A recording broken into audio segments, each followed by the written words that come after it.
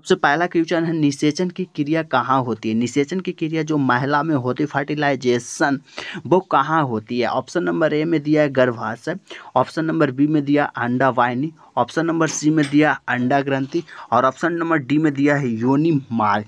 देखिए इसका basic tricks क्या होता है जो हम आपको बता देते हैं। कुछ इस तरह से फीमेल्स का ऑर्गन्स होते हैं, इसको बोला जाता है सर्विस जिसे हम अपने जीवन में यूज करते हैं। इसे बोला जाता है ओवरी जहां अंडा बनता है और इसे बोला जाता है फ्लोपियन ट्यूब, जो इसे बोला जाता है फ्लोपियन ट्यूब जिसे हिंदी में बोला जाता है अंडा वाहिनी।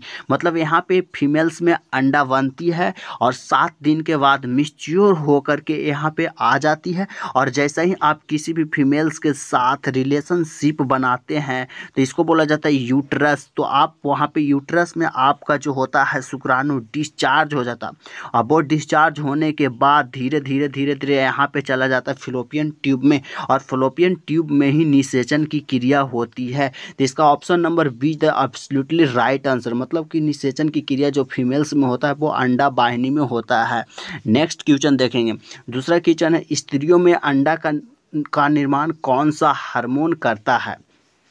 ऑप्शन नंबर ए में दिया है रिलैक्सिन, ऑप्शन नंबर बी में दिया है एस्ट्रोजन, ऑप्शन नंबर डी में दिया है प्रोजेस्टेरोन, ऑप्शन नंबर डी में दिया है इनमें से कोई नहीं। देखिए हार्मोन 3 प्रकार के होते हैं दोस्तों। एक होता है रिलैक्सिन, एक होता है एस्ट्रोजन और एक होता है प्रोजेस्टेरोन। 3 प्रकार के हार्मोन होते हैं। तीनों प्रकार के हार्मोन्स का अलग अलग काम है। जो रिलैक्सिन हार्मोन है जो यहाँ पे देखिएगा, जो रिलैक्सिन हार्मोन है जब महिला को बच्चा होने लगता है, बेबी डिलीवरी करने लगता है तो उसमें रिलैक्सिन हार्मोन मदद करता है और उसमें जो सर्विस होता है उसकी जो एरिया होता है थोड़ा सा बड़ा हो जाता है जिससे बेबी आराम से हो जाता है। दूसरा है एस्ट्रोजन। एस्ट्रोजन का क्या काम करता है, जो अंडा ग्रंथि में अंडा का निर्माण होता है वो एस्ट्रोजन हार्मोन्स के द्वारा ही अंडा का निर्माण होता है। प्रोजेस्टेरोन का क्या काम है जो देखिएगा प्रोजेस्टेरोन का काम।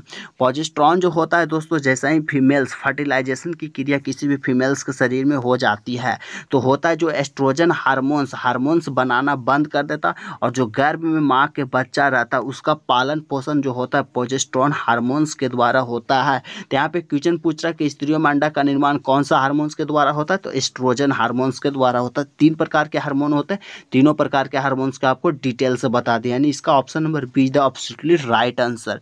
नेक्स्ट क्वेश्चन है कि मादा जनन पथ में पहुंचने के पश्चात मानव शुक्राणु अपने निषेचन क्षमता सुरक्षित रखता है। मतलब जब भी कोई मेल्स और फीमेल्स एक दूसरे को रिलेशनशिप बनाते हैं तो जो मेल का होता है शुक्राणु वो फीमेल्स के ऑर्गन में जा कर के डिस्चार्ज हो जाता है। तो जो मेल का शुक्राणु होता है वो उसका टाइम कितने देरी तक होता है, उसका टाइम होता है 20 मिनट। मतलब किसी भी मेल्स का जो ऑर्गन्स से जाता है शुक्राणु फीमेल्स के ऑर्गन्स में उस शुक्राणु का जीवन काल 20 मिनट के लिए होता है। यानी आप किसी भी फीमेल्स के साथ 20 मिनट तक लेटे रहेंगे तो 95% चांस है कि वो फीमेल्स आपसे प्रेग्नेंट यानी कि फर्टिलाइजेशन की क्रिया हो सकती है। तो इसका 20 मिनट जो absolutely right answer, D number is absolutely right answer. Next question की ओर देखेंगे। मानव मस्तिष्क की वजन कितना होता है। ऑप्शन नंबर ए में दिया है 1000 ग्राम, ऑप्शन नंबर बी में दिया है 800 ग्राम, ऑप्शन नंबर सी में दिया है 900 ग्राम, ऑप्शन नंबर डी में दिया है 1200 से 1400 ग्राम। मतलब कि जो मानव का मस्तिष्क होता है वो 1200 से 1400 ग्राम के बीच में होता है। इसका D the absolutely right answer. Next question की ओर चलेंगे। नेक्स्ट क्वेश्चन है स्त्रियों में अंडा का निर्माण कौन सा हार्मोन करता है। तो पहले ही आपको बता चुके हैं कि एस्ट्रोजन हार्मोन्स के द्वारा होता है। नेक्स्ट क्वेश्चन की चलेंगे कि मानव मस्तिष्क में कितने प्रकार की हड्डियां होती हैं। ऑप्शन नंबर ए में दिया है 8 हड्डी, ऑप्शन नंबर बी में दिया है 9 हड्डी, ऑप्शन नंबर सी में दिया है 10 हड्डी, ऑप्शन नंबर डी में दिया है 12 हड्डी। तो देखिए दोस्तों मानव मस्तिष्क में जो हड्डियां होती है वो होता है 8 हड्डी। मानव मस्तिष्क में जो हड्डियां होती है 8 हड्डी होता है और टोटल शरीर में हड्डी पूछेगा तो यहाँ पे आपको दिखा देगा 206 हड्डी होता है। टोटल 206 हड्डी होता है और मानव मस्तिष्क में जो हड्डी होता है वो 8 हड्डी होता है। यहाँ पे option A number is the absolutely right answer.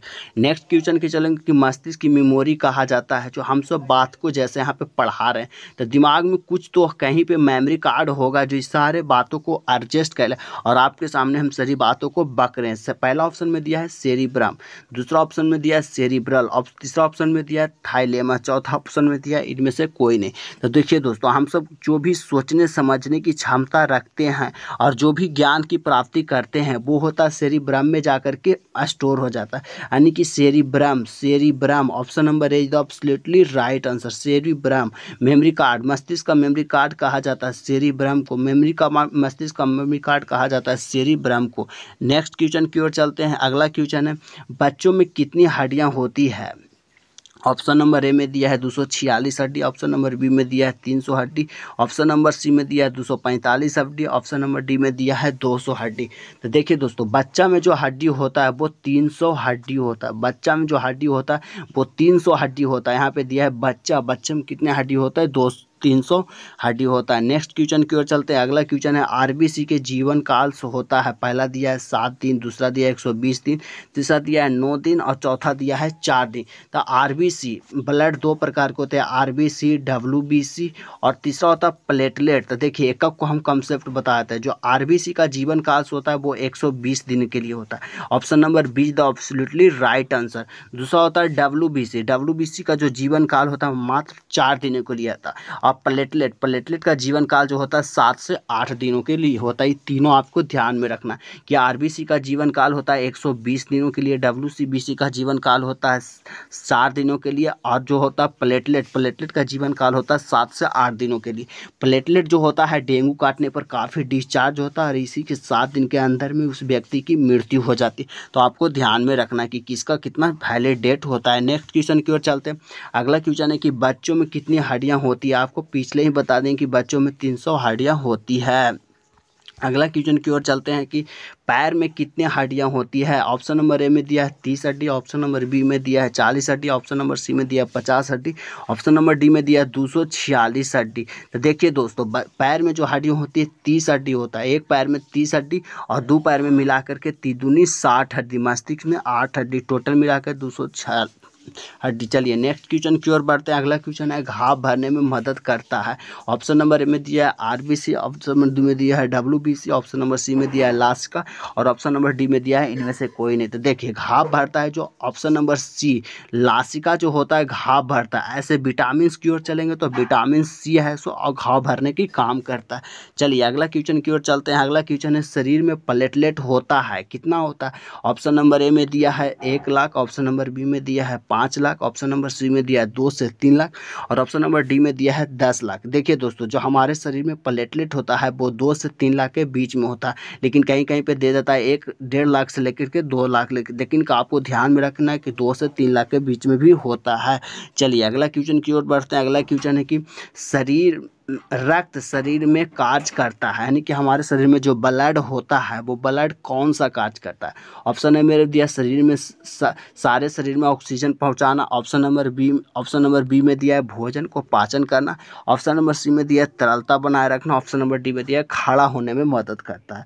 तो देखिए दोस्तों, जो ऑक्सीजन हमारा शरीर में होता है, ब्लड होता है, वो ऑक्सीजन को ले जाता है और उधर से रिटर्न करता है कार्बन डाइऑक्साइड को, यानी कि शरीर में जो ब्लड का कार्य होता है वो सारे शरीर में ऑक्सीजन को पहुंचाना है और कार्बन डाइऑक्साइड को बाहर निकाल, यानी A is the absolutely right answer. इसका सही आंसर है ए। चलिए नेक्स्ट क्वेश्चन की ओर बढ़ते हैं। हमारे शरीर में ब्लड कहाँ बनता है? बहुत अच्छा क्वेश्चन है। ऑप्शन नंबर ए में दिया है अस्थि मज्जा में, ऑप्शन नंबर बी में दिया है ब्रेन में, ऑप्शन नंबर सी में दिया है लिपि में, ऑप्शन नंबर डी में दिया है इनमें से कोई। तो देखिए दोस्तों, जो हमारे शरीर में बनता है ब्लड वो बनता है हड्डियों में और हड्डी के बीच में कुछ इस तरह से हड्डी रहता है, इसके बीच में यहाँ पे कुछ इस तरह से पतली झिल्ली रहती है और पतली झिल्ली जो रहता है उसी को बोला जाता है अस्थि मज्जा। यानी हमारे शरीर में हड्डी में बनता है ब्लड और ब्लड के हड्डी के बीच में एक परत पाई जाती है जिसे बोला जाता है अस्थि मज्जा, यानी A is the absolutely right answer. Blood जो हमारे शरीर में बनता है वो अस्थि मज्जा में बनता है। नेक्स्ट क्वेश्चन की ओर चलते हैं। अगला क्वेश्चन है, प्लाज्मा में जल कितना प्रतिशत होता है?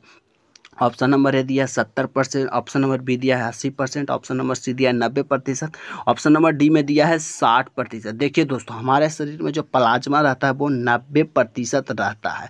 प्लाज्मा में जो जल पाया जाता है वो 90% जल पाया जाता है। यानी आप किसी भी व्यक्ति को ब्लड डोनेट करते हैं तो उसमें 90% जल है, मात्र 10% ही अगला पदार्थ है। तो आप किसी भी को यदि ब्लड आप डोनेट करते हैं तो उसमें 1 से 2 गिलास यदि पानी पी लेते हैं, ताज़ा पानी, तो आपको ब्लड काफ़ी आसानी से रिकवर हो जाता है प्लाज्मा। चलिए अगला क्वेश्चन की ओर बढ़ते हैं। अगला क्वेश्चन है, मानव कोशिका में गुणसूत्रों की संख्या होती है। ऑप्शन नंबर ए में दिया है 10, ऑप्शन नंबर बी में दिया है 20, ऑप्शन नंबर सी में दिया है 46, ऑप्शन नंबर डी में दिया है 23। देखिए दोस्तों, मानव सूत्र में जो गुणसूत्र की संख्या होती है वो 46 होता है, जिसमें जब किसी महिला को प्रेग्नेंट होती है तो उसमें 2300 मेल्स का रहता है और 2300 फीमेल्स का रहता है, और एक्स मिलता है तो लड़की पैदा होती है और XY मिलता है तो लड़का पैदा होता है। चलिए अगला क्वेश्चन की ओर बढ़ते हैं।